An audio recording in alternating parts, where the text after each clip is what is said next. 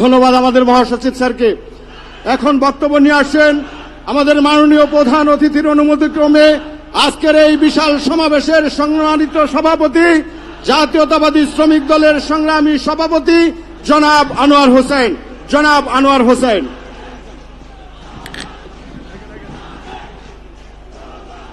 বিসমিল্লাহির রহমানির রহিম।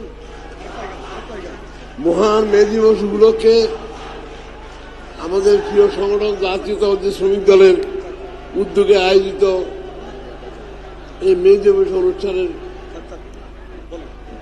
মাননীয় প্রধান অতিথি, আমাদের প্রিয় নেতা, গণপ্রজাতন্ত্রী বাংলাদেশ সরকারের মাননীয় প্রধানমন্ত্রী জনাব তারেক রহমান উপস্থিত আছেন। আমাদের শ্রমিক দলের প্রতিষ্ঠাতা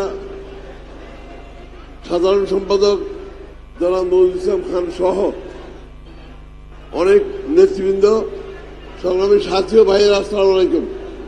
বন্ধুগণ, আজকের এই মে দিবস উপলক্ষে আয়োজিত অনুষ্ঠানে আমি একটা কথা বলতে চাই যে আমাদের দেশে এই পর্যন্ত শ্রমিকদের জীবনকে একটা খেলনা হিসেবে ট্রিট করা হয়।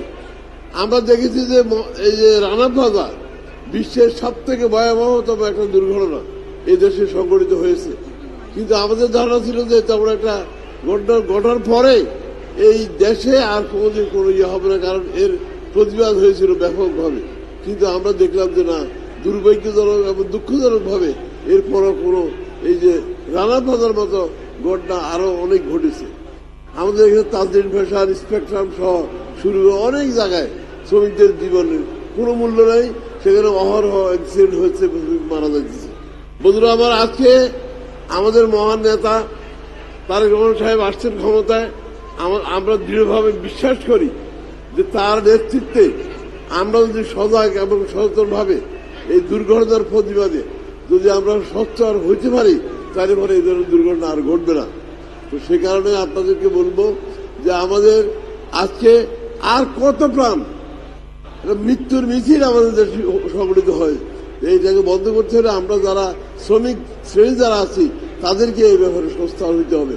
তো আশা করব যে ভবিষ্যতে যাতে করে আর কোনো ধরনের এই অমানবিক দুর্ঘটনা ঘটে মানুষের জীবনহানি না হয়, সেই কারণে আমরা সচেতন থাকতে হবে।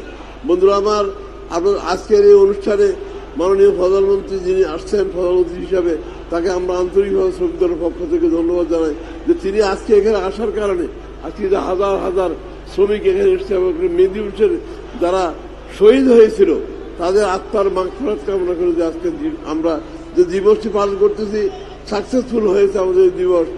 আমরা আশা করব যে মে দিবস উত্তরোত্তর আরো বেশি আপনার শ্রমিকদের মধ্যে স্থান করে নেবে এবং আমরা এই দিবসে আর যাতে করে কোনো দুর্ঘটনা না ঘটে দেশে, সেই ব্যাপারে আমরা সচেষ্ট থাকব। বন্ধুরা আমার,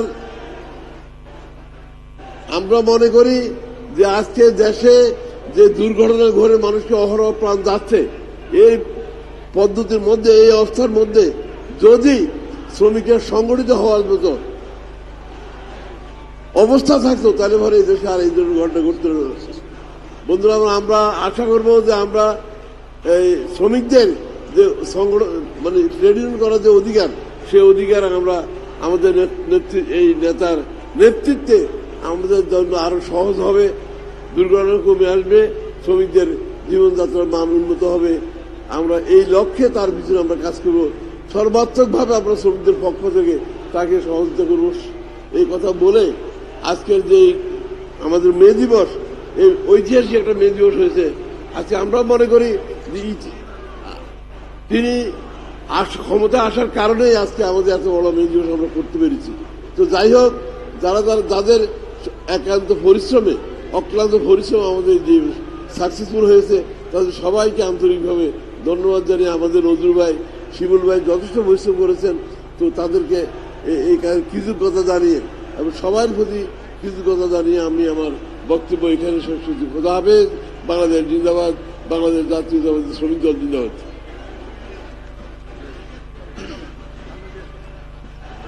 প্রিয় সমাবেশ, 17 বছরের শোষণ, শাসন এবং বঞ্চনার অবসান ঘটিয়ে একটি মুক্ত পরিবেশে গণতান্ত্রিক নির্বাচিত সরকারের অধীনে আজকের এই মহান মে দিবসে এখন বক্তব্য নিয়ে আসছেন বাংলাদেশের প্রাণ, শ্রমিকের প্রাণ, গণতান্ত্রিক আন্দোলনের পুরোধাম, বাংলাদেশ জাতীয়তাবাদী দলের সম্মানিত চেয়ারম্যান, আজকের অনুষ্ঠানের মাননীয় প্রধান অতিথি, গণপ্রজাতন্ত্রী বাংলাদেশ সরকারের মাননীয় প্রধানমন্ত্রী জনাব তারেক রহমান বক্তব্য নিয়ে আসছেন। ওই